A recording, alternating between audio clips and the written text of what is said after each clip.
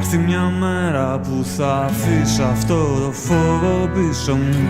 Θα γίνει δέντρο και θα παίζουν από κάτω τα παιδιά. Θα είναι χαρτί που στροβιλίζει ο αέρας μακριά.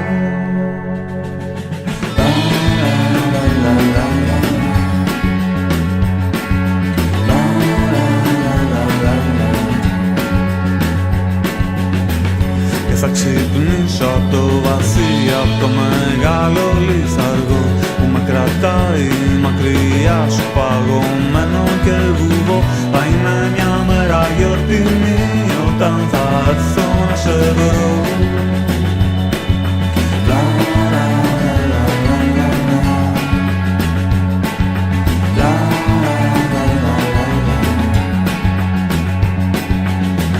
Κάτω απ' του χρόνου τις σκουριές βρήκαν τα μονοπάτια σου.